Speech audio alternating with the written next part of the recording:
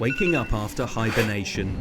Many Australians are slowly heading back into work as lockdown measures are wound back. But things are not as they were. Fears of COVID-19 are prompting more commuters to drive to work. They prefer the safety of their cars, their own little bubble, rather than public transport. This does, of course, raise issues around congestion, pollution, and parking. But it is reshaping the way we work in the shadow of the pandemic. Staff at Cushman & Wakefield, a global real estate services company, are returning to a very different office in Sydney. So on the floor you see the arrows.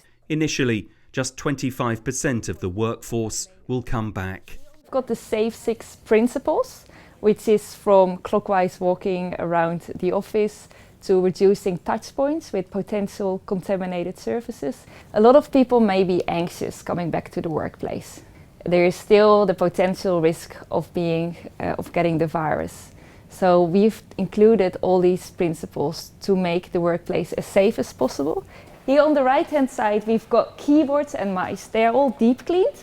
People get their own set when they come back to the office, and they will be using that set going forward. We've got the safe zones around the chairs, showing what 1.5 meter is from your chair to really show people, hey, don't come into my safe zone. These are Perspex sneeze screens. You may have seen them in grocery stores, so that people can sit opposite each other in a safe manner.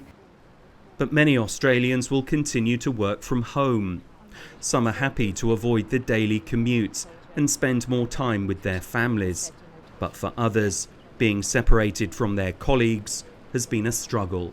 I have a number of team members who have recently started to live on their own, and actually it's really isolating. So there are a couple of problems associated with that. The workday gets longer because you get up and you go to your laptop earlier and then you stay on it longer.